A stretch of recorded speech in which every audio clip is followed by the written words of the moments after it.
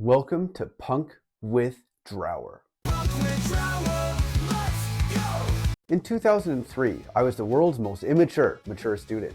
I'd begun my foray into higher education with a correspondence course, Psychology 101, and it sucked. I would go to the university library and pick up VHS tapes. Yeah, VHS tapes. They would be shoddy recordings of a professor going on about this theory or that part of the brain. In all honesty, it was pretty useless to learn from. Sort of like watching a dumb web show and expecting anything useful from it.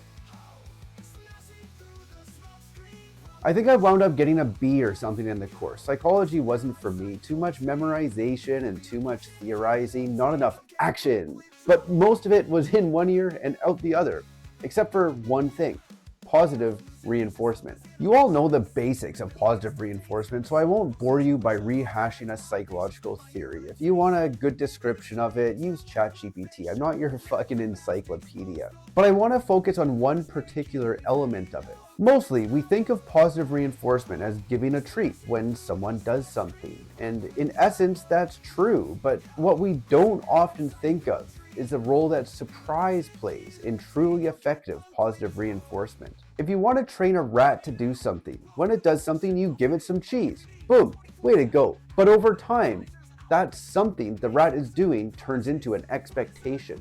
The rat will then do the thing and expect cheese. The rat becomes complacent or perhaps entitled. If you give a reward for something all the time, then the action is taken for the sake of the reward rather than for the intrinsic need to do the action. And this is where lots of marketers are getting it wrong. Maybe even you. Think about the last time you just had to watch a show at a particular time. For example, Punk With Drower. Maybe it's a football game, or I'm a Celebrity. In my case, it's the Vancouver Canucks ice hockey games. But what it is doesn't matter. We all have some guilty pleasure that at 9 p.m. on Tuesdays we need to watch. Or in my case, 3 a.m. on Sunday night with the time difference. We've been trained to tune in at 9 p.m. to watch the show. But that's when we tune in, not why we tune in. We tune in to be delighted and surprised by the positive reinforcement in the form of dopamine hits from experiencing the unexpected. And when it wraps up, we do it all again next week. This is a phenomenon that I remember learning about all those years back in Psychology 101. It's called variable ratio reinforcement. If you're wondering what variable ratio reinforcement is, well, here's what ChatGPT says. Variable ratio reinforcement is a schedule of reinforcement where a response is reinforced after an unpredictable number of responses. This kind of reinforcement schedule is used in operant conditioning, a method of learning that employs rewards and punishments for this behavior. Or in a variable ratio schedule, the number of responses required to receive a reward varies, but it averages to a specific number over the long term. Thank you, best friend GPT. So basically, instead of giving the same reward at a consistent frequency, you randomly give rewards, cheese, dopamine hits, whatever, but never on a fixed schedule. You see this working all the time with a TV show example. You turn on the Canucks game, or X Factor, or Naked Attraction, or whatever your jam is. And through that time, at random moments, you get those sweet, sweet dopamine rewards. But counterintuitively, in most marketing these days, everything is done on a fixed schedule. You've probably got a spreadsheet with your marketing calendar and a Trello board or an Asana thingy or some other bullshit marketing busywork platform. BMBP for short. And this is where you're missing the trick. You've got to embrace randomness and use it to your advantage. The other day, I was talking to a friend who's recently founded a business. It's a young SaaS company in the MarTech space. They have a treasure trove of data, but require users to log in and troll through the databases to find interesting stuff. And unsurprisingly, this is proving to be an adoption barrier. So our natural reaction is to distribute the information. And because we, as marketers, have been trained to operate on a set schedule, out comes the newsletter on Tuesdays at 2 p.m. every week, like clockwork, just like the best practice people say we're supposed to do. Because we've been told that consistency is what matters.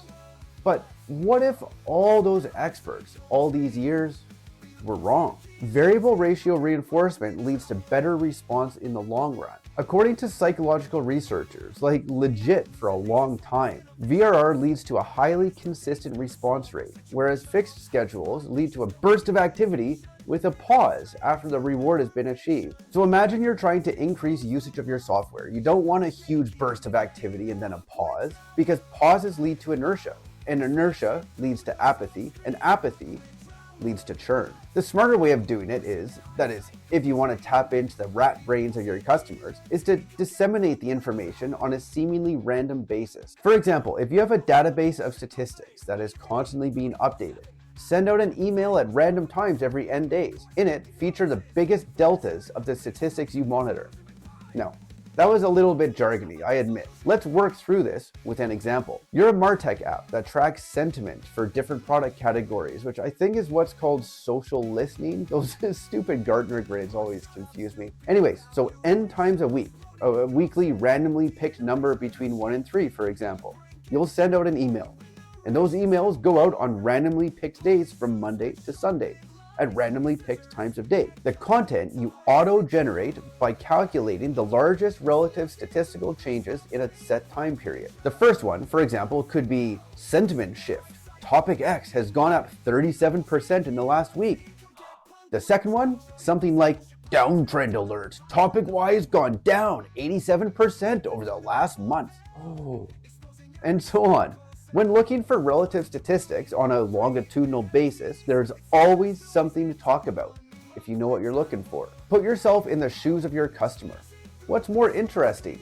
Number 1, a weekly rundown that you know is coming at 2 p.m. on Tuesday, and since you've come to expect it, you may skim it once in a while, but because you know what the cheese tastes like, you just ignore it, which I know you do with most of the updates you get now. Or number 2, updates that come at the moment they happen, or so it's positioned at least. No matter your business, you should do this now. The example I went through is for a SaaS business because that's where I've spent the last 15 years. But the logic can be applied to almost any business. Ask yourself, why do you always send out deals on Tuesdays at 2 p.m.? Is it because it's truly the optimal time, the one that psychologically promotes the most consistent response to the stimulus? Or is it because it's more convenient for you? It's time to market to your customers' rat brains, not for your own convenience. Just because it's convenient for you to market on a predetermined schedule doesn't make it good marketing. Good marketing unleashes rewards on its recipients that result in consistent consumer behavior. And you achieve this by tapping into our slightly evolved rat brains with variable ratio reinforcement. Now, maybe you're thinking, my customers are totally different and this is a terrible idea and it's stupid and you suck, period. This is the worst dumb web show ever. And you know what? You're probably right. But maybe you're not. Welcome to the Trough of Disillusionment.